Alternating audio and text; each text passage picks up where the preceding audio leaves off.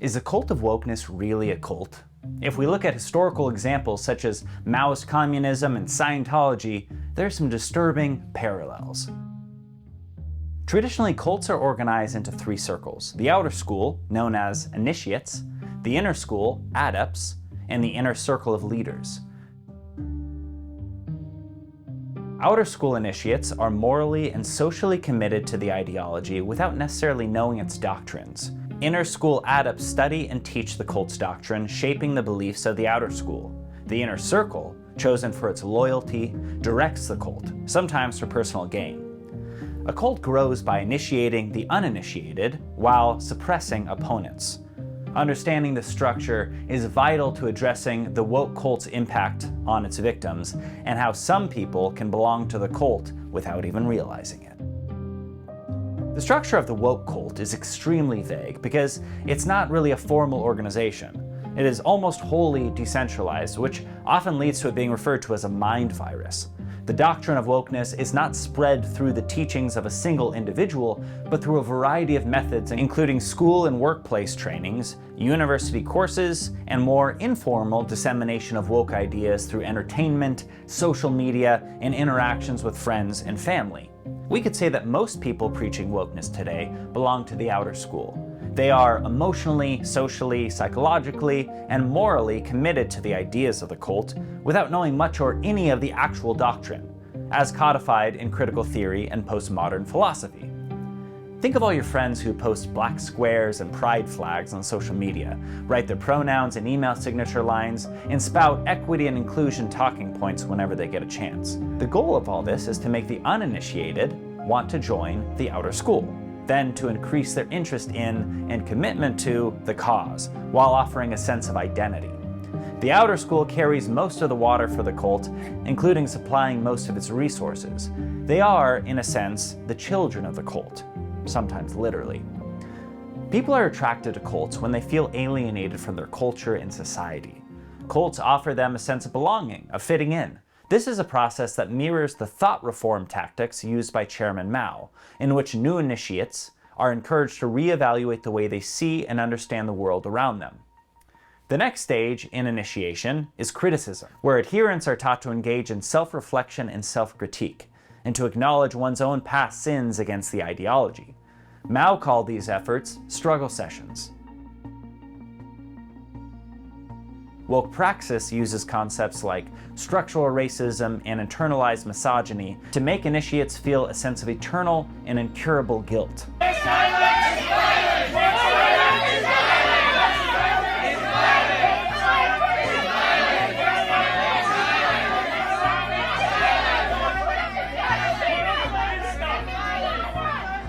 Participants are asked to reflect, confess, and pledge to do better, again and again, echoing Mao's transformative formula of unity, criticism, unity.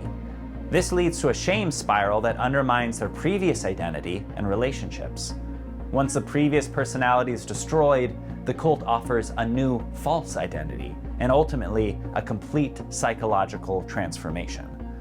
We see the same manipulation process used in other modern-day cults such as Scientology. Scientologists offer personality tests and Dianetics courses to lonely and disaffected newcomers, enhancing their sense of alienation from mainstream society and fostering a sense of belonging and purpose within the cult. Similarly, the constant encouragement of woke adherents to self-reflect and self-criticize mirrors Scientology's e-meter sessions, which gauge spiritual progress and create a self-critical atmosphere within the cult. Both wokeness and Scientology emphasize a lifelong commitment to their respective doctrines, with woke adherents engaging in ongoing social activism, while Scientologists continually advance through the ranks and participate in higher-level courses. There is no endpoint and no way out, which results in the members of both cults becoming deeply and emotionally committed to their goals. In the woke cult, the Maoist concept of unity is expressed through various names such as social justice, racial justice, climate justice, equity, inclusion, socialism, progress, the list goes on. But the underlying message remains the same. You are the problem. You could do better, and anyone outside of the cult is your enemy. Leveraging thought control dynamics through social incentives, the cult creates an environment where individuals face intense psychological pressure. similar to the thought reform prisons of the 1950s Chinese Communist Party. Pressure drives people to confess to perceived crimes as a way to cope with the psychological stress, all under the guise of being helped. Unity within the woke cult is achieved through informal and spontaneous criticism, as friends and family members call out those who are less woke. This process doesn't necessarily happen only in formal diversity, equity, and inclusion sessions, but is facilitated by initiated individuals rather than experts. The pathway to unity involves instilling a desire for togetherness and then guiding people to adopt the cult's views on racism and other woke concepts. Shame and humiliation become powerful tools in the process, irrespective of whether the participants fully comprehend woke ideology as they follow its moral principles without needing to read related materials.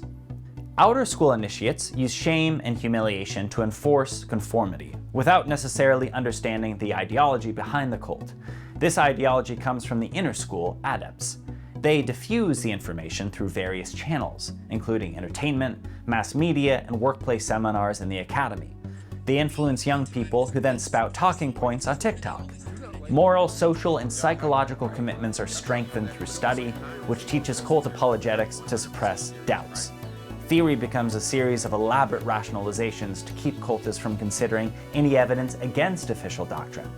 According to Mao, the progression from outer school to the inner school involves studying and praxis, or putting cult doctrine into practice. After facing criticism and struggle, individuals strive to do the work and join the inner school, where they study the theory and history that informs the cult's worldview. Once familiar with the theoretical roots, they graduate to becoming students, scholars, activists, or organizers. In the cult of wokeness, most adherents are in the outer school, unknowingly practicing neo-communism while supporting a just and equitable society. With increased commitment, some progress to become students, scholars, activists, organizers, and consultants. The leadership, often not fully woke themselves, operates within large organizations, funding and promoting woke initiatives for their own motives, which need not be ideological at all. Entities like the World Economic Forum and the United Nations vigorously push these initiatives backed by significant financial and political incentives. Within the inner school, only the most devoted and loyal members have a chance to advance into the inner circle to become disciples. These disciples are a select few, entrusted with learning the true purposes and mysteries of the cult. Selection is based on loyalty, usefulness, and an ability to keep secrets, which may be enforced by blackmail and other nefarious methods. In Scientology, progressing from lower level to higher levels within the organization involves a similar program of studying and applying the teachings of L. Ron Hubbard, the cult's founder.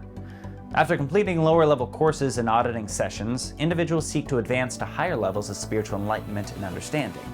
Once proficient in Hubbard's doctrines, students move into the advanced levels of the organization, where they become auditors, counselors, or even potential leaders.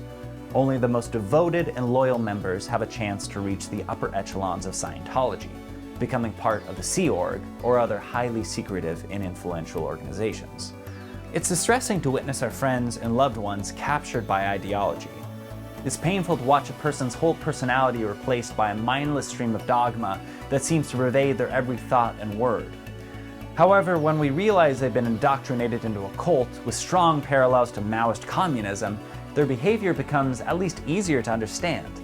The indoctrination process, driven by critical theory, the cult's doctrine, reorganizes their worldview without their awareness.